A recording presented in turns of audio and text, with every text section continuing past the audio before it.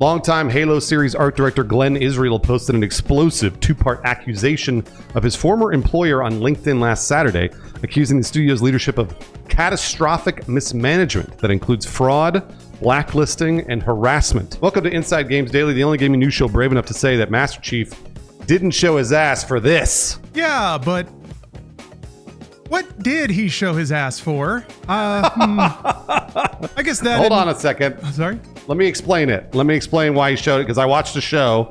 I'm going to tell you why Master Chief showed his ass. I don't know. Seems like you and Halo Studios leadership have a lot in common in terms of having no idea what to do with Halo. I think we probably, as on the other side of things, on the player side, have seen this out of the studio, given that they can't launch any games, and the ones that they do, we're kind of wondering what's going on, and Israel's accusations of the studio make a lot of sense, even, innocent until proven guilty and all that, but man, this seems like a very believable and very unfortunate situation, and a very tragic end to a very long career. Yeah, it really does.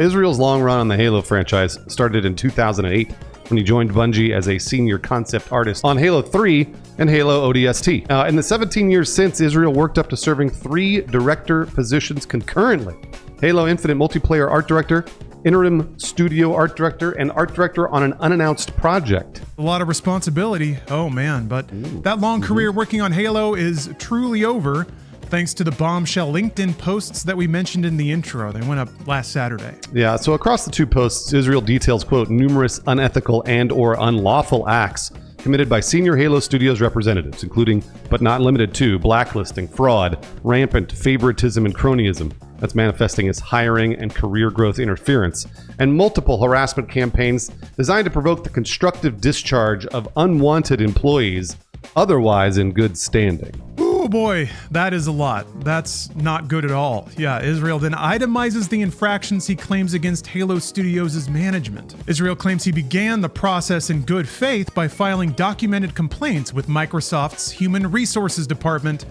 only to be threatened with retaliation on first contact with a senior global employee relations representative, and also just told straight up that the investigation would just get quashed. Man, oh man, Lawrence, this sounds very familiar. Something I have experienced firsthand.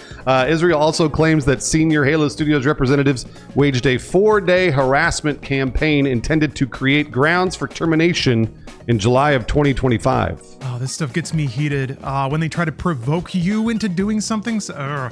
Israel says he provided, quote, daily visibility on these actions to the aforementioned GER representative and Microsoft's Business Conduct and Compliance Department, with no actions taken. Those complaints were then closed by the GER representative as being, quote, out of scope. In August 2025, Israel claims the catastrophic mismanagement of Halo Campaign Evolved allowed Halo Studio management to reassign Israel's team from his unannounced project and declare his role redundant, which he calls a plainly retaliatory act.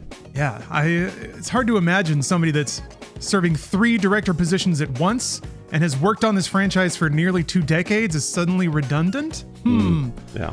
Then in September, a GER director promised a new investigation, but disallowed any consideration of previous complaints.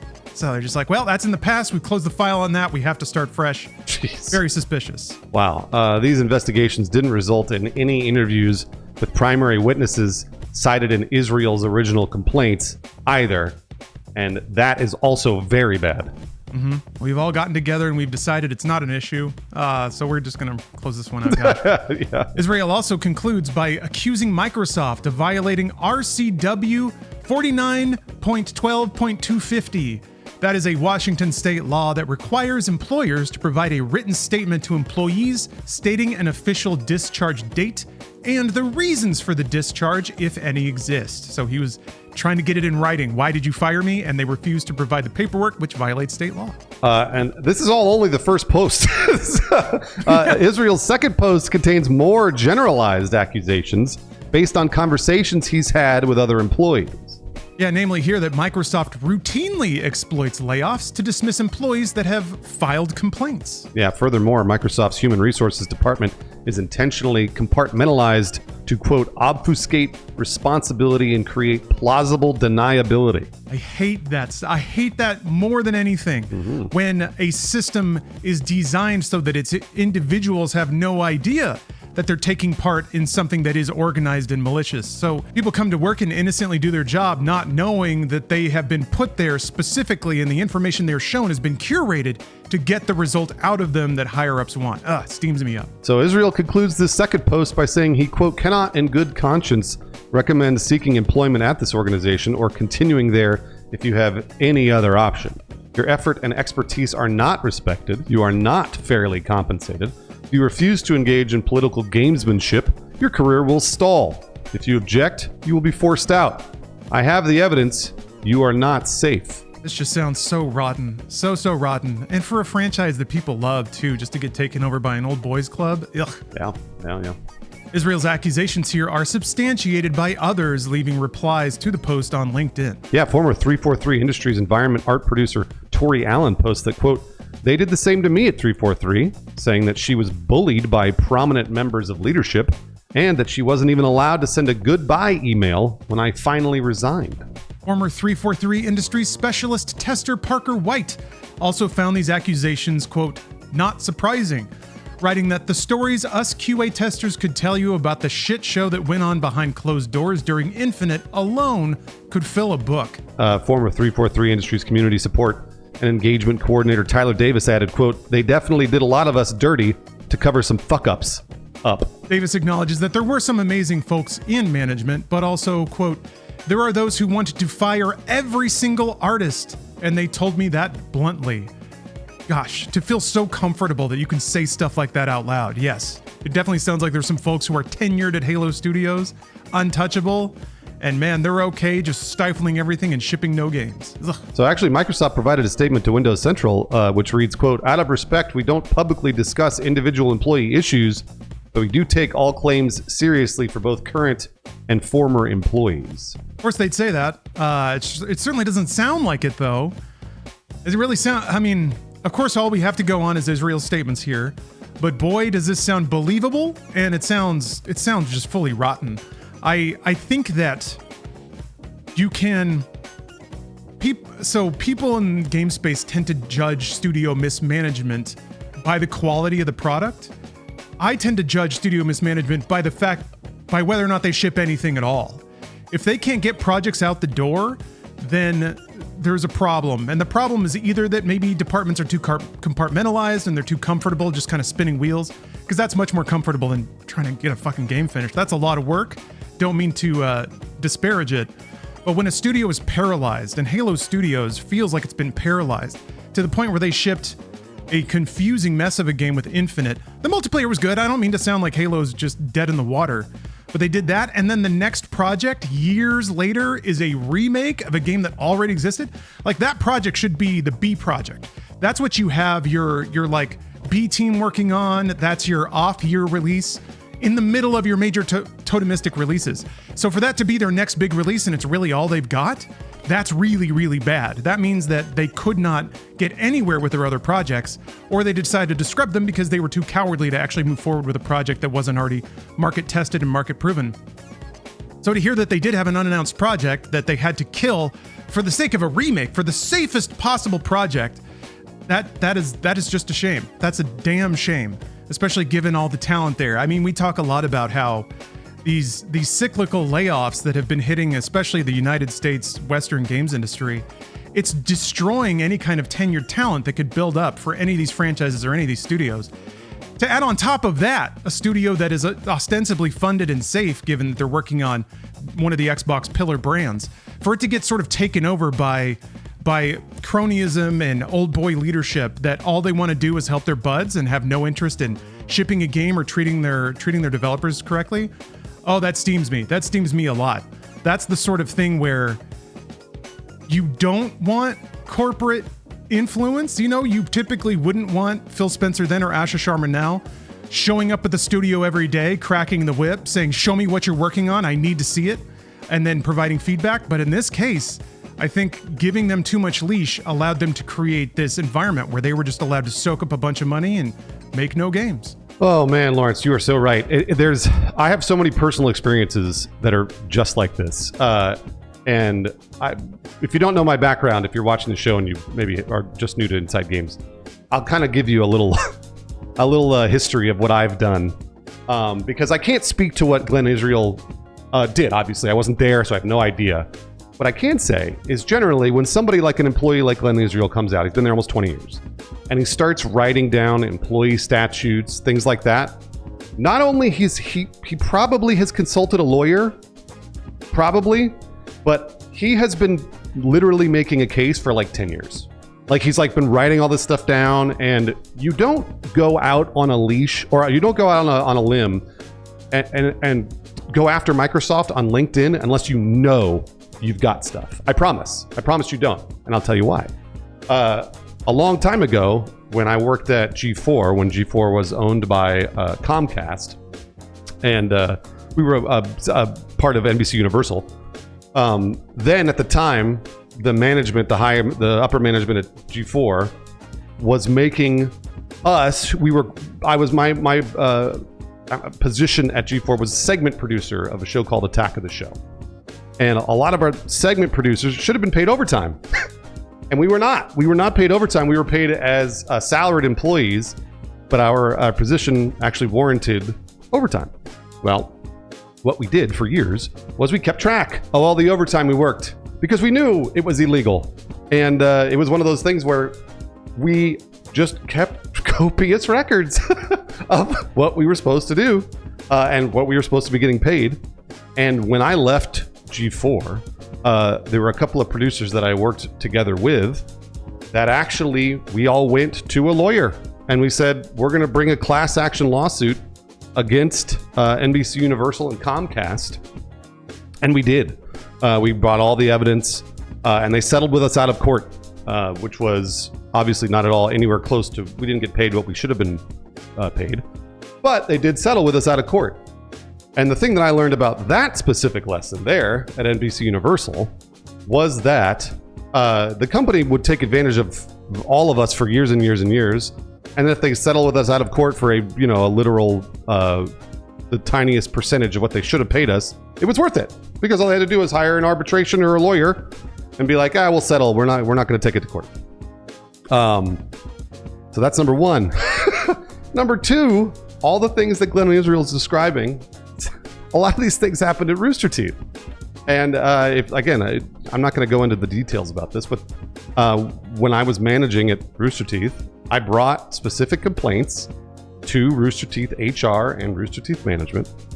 And HR did exactly what Microsoft HR did. Exactly. I mean, to a T. They said, we can't do anything. There's no evidence. And actually, it turns out you're the problem. And I was like, shocked. I was shocked. I couldn't believe it because I brought them actual, verifiable complaints. And they said, nope, nothing we can do.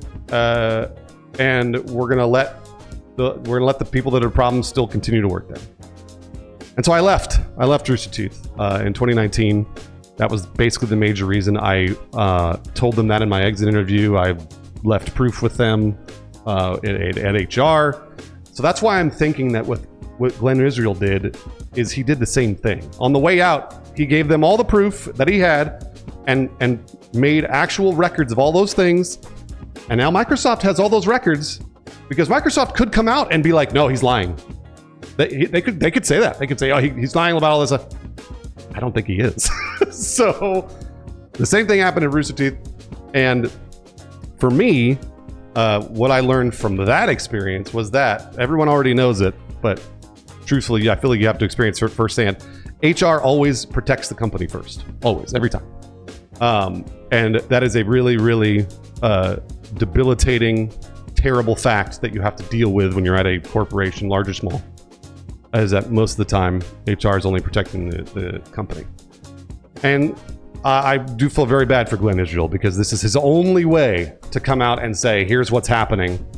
And like Lawrence described, that's why they're not shipping anything because they're being horribly mismanaged. And that's why you don't have a sick-ass video game to play. God, Halo should be so much cooler than it is. And it's frustrating that that there's just a bunch of people that have installed themselves in leadership and got their buddies to surround them and created this sort of calcified management layer that's just untouchable. And there's something that's extra vexing about all this. You mentioned like HR is there to protect the company, but ironically, by not dealing with some of these problems, they're killing the company.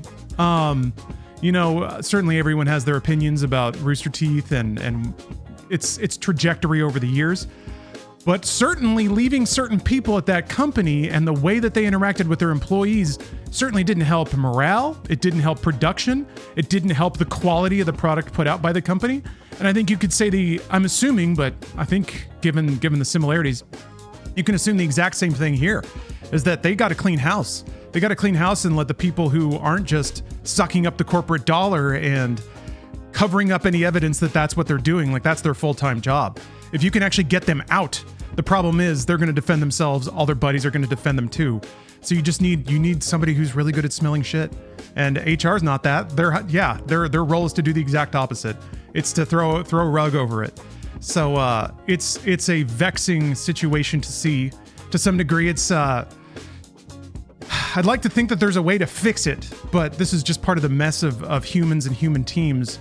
And like you said, yeah, there's no reason that somebody who has invested almost 2 decades of their life into a brand and a team and working on something would throw it away just to be the center of attention or to pointlessly muck up a bunch of drama. I don't really see that happening at all. So it's reading stuff like this and reporting on stuff like this hits a little close to home. It gets under my skin in the ways that it didn't when I was just 20 and, just liked playing video games about a robot man punching aliens.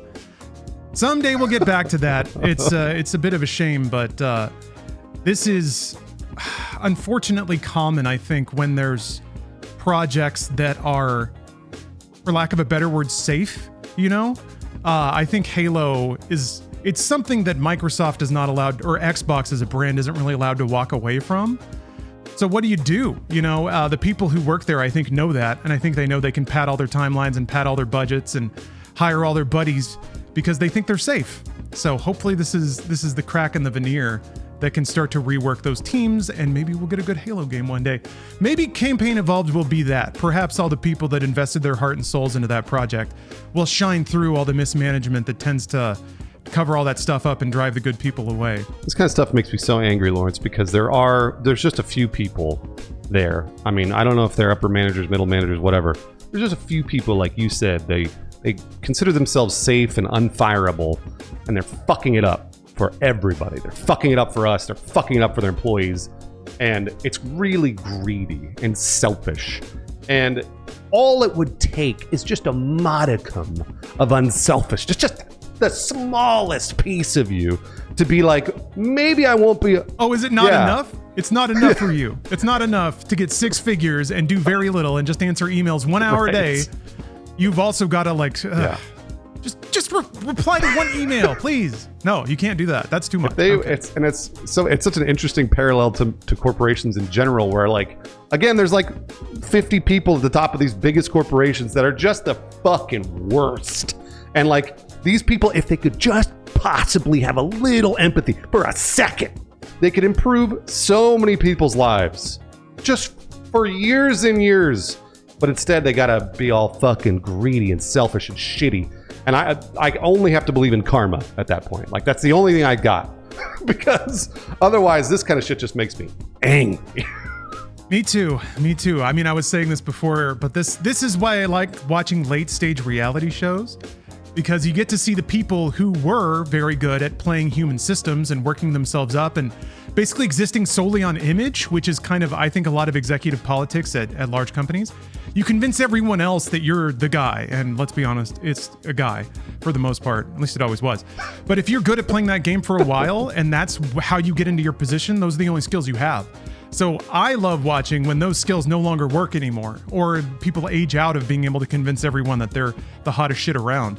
And then suddenly the proof is in the pudding, and they don't have any pudding anymore. So that's where I get my Schadenfreude, is watching people age up in reality shows. I like to think about gaming executives one day being subject to those consequences, but I'm not going to hold my breath. Thank you very much for watching Inside Games today. We are very, very grateful to work for ourselves instead of having to deal with an old boys club, which we've had to deal with very, very many times. And we only get to do that because of your support. So thank you very much for watching the show, for subscribing to the channel if you do, and also consider sharing these episodes with a friend. That helps us a lot as well. Yeah, we also have a Patreon, because of course we do. You can't be a creator these days without it. We post everything we do there for free, so it's not like just loads and loads of paywalls. You can find all our stuff there. And every episode has an artisanal hand-selected meme from me, specifically for you. Those are also free, so if you just like looking at memes, give it a check. But we'd also like to shout out some patrons that support us directly. So thank you very much. Tyler King, Pit Strip, Hero of Nern, Brown Sugar, and Noel Test for keeping our overshields charged. We need them more than ever these days, so we really appreciate it. Thank you. We'll see you next time on Inside Games.